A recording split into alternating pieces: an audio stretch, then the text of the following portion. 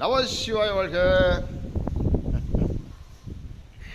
தோவாளை வணக்கம் வாசனமாயாண்டு சொல்லையாண்டவர் திருக்கோவில் பகவதி கண்ணனுடைய பணிவான வணக்கம்.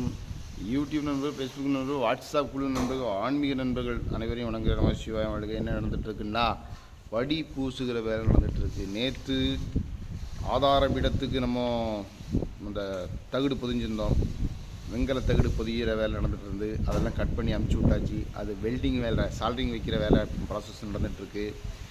இங்கே என்ன நடந்துகிட்ருக்குன்னா, பூச்சி வேலை நடந்துகிட்ருக்கு. நம்ம சிவாய நம்ம அப்பா சுடலமாட சுவாமிக்கு அபிஷேகம் பண்ணுறதுக்காக 2 பக்கமும் படிக்கட்டு கட்டியிருக்குல்ல, அந்த படிக்கட்டிலோட பூச்சி வேலை நடந்துகிட்ருக்கு. நம்ம சிவாயம் அவன் அருளால் நடந்துகிட்ருக்கு.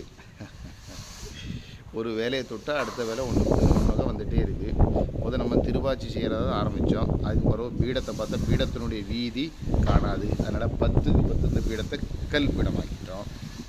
அது கல்பீடமாக்குறதுக்கு பிறகு அபிஷேகம் பண்ண முடியாமல் இருந்துச்சு. அப்போ அபிஷேகம் பண்ணுறதுக்கு படிக்கட்டு இதோ அதை கட்டியாச்சு.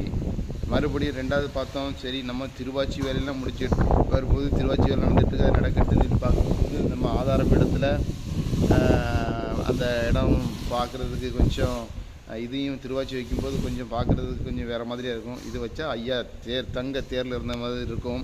அதுக்கு வேண்டி நம்ம அதை பிளான் பண்ணி நிவர்த்தி நம்ம அதை பண்ணணும். இப்படி ஒன்றின் பின் ஒன்றாக நம்ம தொட அவனருடைய ஆளே அது நடந்துகிட்ருக்கு. அவர் சொல்லிக்கிட்டே இருக்கார், நம்ம நடத்திக்கிட்டே இருக்கிறோம். அதுக்கு காரணம் நம்முடைய உபயதாரர்கள். எங்கெல்லாம் இருந்து உங்களால் முடிஞ்ச அளவுக்கு காசு கொடுத்துருக்கீங்க. இன்னும் காசு கொடுக்க வேண்டிய நண்பர்கள் நிறைய பேர் இருக்கிறீங்க. உங்களுக்கான நேரம் வரும்போது கொண்டு தருவீங்க. நம்ம சிவாய வாழ்க. அது வரைக்கும் நம்மளுடைய அப்பாவுடைய வேலையை தொடர்ந்து நடந்துகிட்டே இருக்கும். இதை ஷேர் பண்ணுங்கள். இவ்வளோ நாள் நான் ஷேர் பண்ண சொல்லலை, ஏன்னா நம்ம அப்பாவை எல்லோரும் பார்க்கட்டுமே. நம்ம சிவாய வாழ்க. எப்படி இருக்கா பாருங்கள்.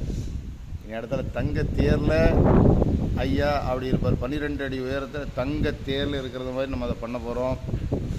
நம்ம ஒன்று ஒன்றா ஏன் சொல்லலை அப்படின்னா, என்னடா அப்படின்னு நினச்சோடாதுங்கிறதுக்காக ஒன்று ஒன்றா சிறுதாக பண்ணிகிட்ருக்கோம்.